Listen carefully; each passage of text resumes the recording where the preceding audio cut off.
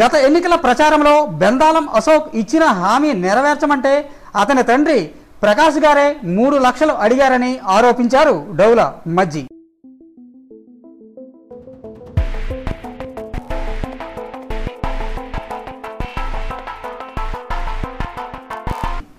ఇచ్చాపురం నియోజకవర్గంలో వెలుగులోనికి వచ్చిన ఈ ఘటన పలువురిని విస్మయానికి గురిచేసింది. సాక్షాత్తు ఒక సిట్టింగ్ ఎమ్మెల్యే తండ్రి ఇలా ఒక పేద కుటుంబానికి డబ్బులు డిమాండ్ చేయడం ప్రస్తుతం నియోజకవర్గంలో హాట్ టాపిక్గా మారింది. వివరాల్లోకి వెళ్తే ఇచ్చాపురం మండలం తిప్పన్నపుట్టుగ గ్రామానికి చెందిన బెంతు ఒరియా కులానికి చెందిన ఒక నిరుపేద కుటుంబం డౌల మజ్జి వారి కుటుంబం. ఇతనికి 2 కుమారులు. ఒక అబ్బాయి 20 సంవత్సరాల క్రితమే తెలుగుదేశం పార్టీ ర్యాలీలో ట్రాక్టర్ కింద పడి మృతి చెందాడు. అయితే అప్పటి పాలకులు ఆ కుటుంబానికి ₹1,00,000 ప్రభుత్వం సహాయం అందజేస్తూ మరో కుమారుడికి ఏదైనా ప్రభుత్వ ఉద్యోగం వచ్చేలా చేస్తామని హామీ ఇచ్చారు.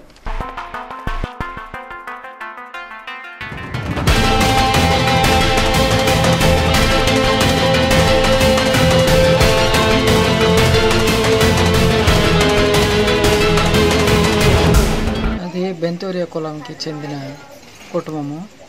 అయితే మేము చదువుకొని పిల్లలకి చదివించుకొని ఏదో మంచి రీతికి తీసుకుని వెళ్తాం అన్నప్పటికీ పెద్ద కొడుకు చనిపోయారు. చంద్రబాబు ర్యాలీకి వెళ్ళని అప్పుడు చంద్రబాబు ప్రభుత్వం వచ్చిన తర్వాత నేను ఏవైనా ఈ కుటుంబానికి ఆదుకుంటాను అనుకుని అన్నారు. కానీ ఎటువంటి ఆదరాభిమానం ఎట్లేదు. తర్వాత రెండో వాడు కూడా బ్లైండ్ అయిపోయినాడు. తర్వాత దానికోసము అంటే హైదరాబాదు ఎల్వి ప్రసాద్ హాస్పిటల్కి తీసుకుని వెళ్ళాము. వెళ్ళిన తర్వాత అక్కడ బ్లైండ్ సర్టిఫికేట్ ఇచ్చేసారు. ఇచ్చిన తర్వాత బ్లైండ్ ద్వారాగా అప్లై చేసుకుని అతని పెన్షన్ గట్రా ఏదో పెన్షన్ వస్తుంది. కానీ మరి ఇద్దరు ముసలితనానికి వచ్చేసారు. కానీ ఎటువంటి పెన్షన్ కానీ ఎటువంటి లబ్ధి కానీ భార్యాభర్తలకి ఎవరికి కానీ లబ్ధి పొందలేదు. కాబట్టి మీ మీడియా వారికి చేయడం అవుతుంది. అయితే ఇన్నాళ్ళు మీరు ఊరుకొని ఇప్పుడు ఎలక్షన్ మూమెంట్లో ఎందుకు చెప్పాలనుకుంటున్నారు? అయితే ఏ గవర్నమెంట్ వస్తే ఏదో మనకి ఆ కుటుంబానికి ఏదైనా ఆదరిస్తారేమో అన్న ఉద్దేశం మీద మేము ఈ ఎవరికైనా తెలియజేయడము అవుతుంది. దీనివల్ల మీడియా వారు ఏమైనా అవకాశం ఉంటే ఇప్పుడు ఏదైనా హామీ ఇచ్చారా చేస్తామని అంటే చంద్రబాబు నాయుడు మా గవర్నమెంట్ వచ్చిన తర్వాత ఆ కుటుంబానికి నేను ఆదుకుంటాను, కాకపోతే ఏదైనా ఒక ఉద్యోగ రీతిని తీసుకుని వెళ్తాను అనుకుని అప్పుడు అచ్యుతరామయ్యరెడ్డి గారు, తర్వాత అంబటి లింగరాజు, తర్వాత బోర కృష్ణమూర్తి గారు ఉన్న అంటే ఆ సభ్యుల్లో తెలుగుదేశం సభ్యత్వంగా ఉండేటప్పుడు వాళ్ళు కూడా చెప్పారు. తర్వాత ఎక్స్గ్రేస్ కింద ₹1,00,000 ప్రకటించారు ఆ సమయంలోనే. తర్వాత ఇప్పుడు జాబ్ కావాలని వెళ్తే ఏదో డబ్బులు అడిగారని చెప్తున్నారు దాని గురించి. అయితే ఇప్పుడు బెందాళ అశోక్ గారు ఎమ్మెల్యేగా అయిన తర్వాత బ్లైండ్గా ఏదో కొన్ని జాబులు పడ్డాయి. అయితే సార్ మీ వల్ల ఏవైనా అవకాశం ఉంటే మాకు కల్పించండి అంటే దీనికోసం ఎక్కువ డబ్బులు ఖర్చు అవుతుంది బాబు, నువ్వేమైనా ఖర్చు చేయగలవా అనుకుని అంటే మేము తగ్గిపోయాము. దానికి మేము ఎంత అడిగారు? ఒక ఇంతంత డబ్బులు అనుకుందా ఎంతైనా మీరు ఖర్చు పెట్టగలరు అంటే మరి దానికి సమస్య ఏంటి? ఎంత మాకు ఎంత అమౌంట్ చెప్పలేదు మీకు? మినిమంగా ఒక 2-3 లక్షలు పైబడి. ఓకే, అయితే మీరు దానికి మేము అంత స్తోమత ఉంటే మరి ఈ పరిస్థితి ఎందుకు వస్తుంది? మేము అంత స్తోమత లేకపోయే కదా అతని దగ్గరికి వెళ్ళాము, ఏదో అవకాశం వస్తుంది కదా అని.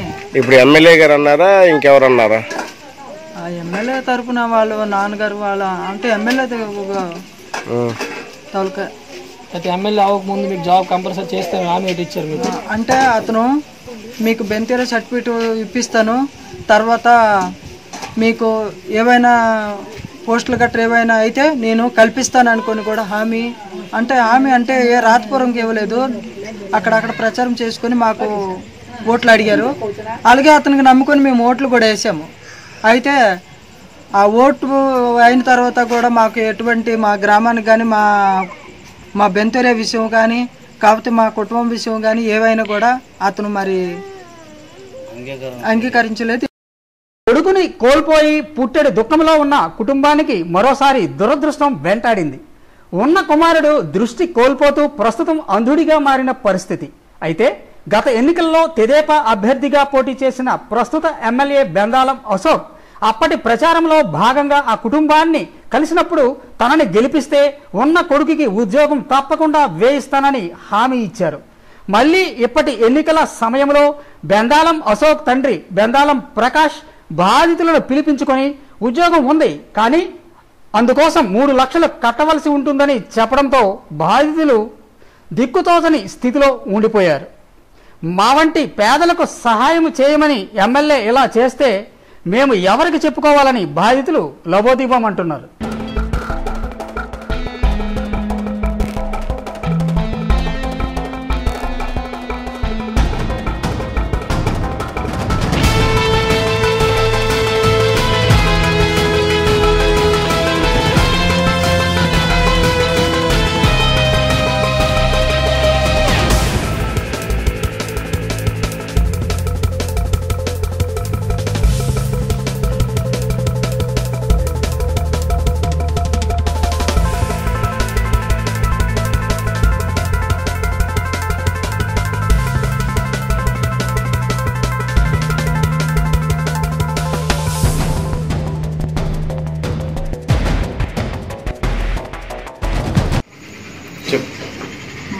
నా పేరు డాళు మజ్జి చెప్పనపుట్టు మాది.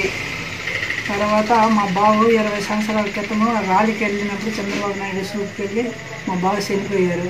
అప్పుడు ఉద్యోగం ఇస్తామన్నది ఇచ్చారు కదా, అలా ఉండిపోయాము 5 సంవత్సరాలు.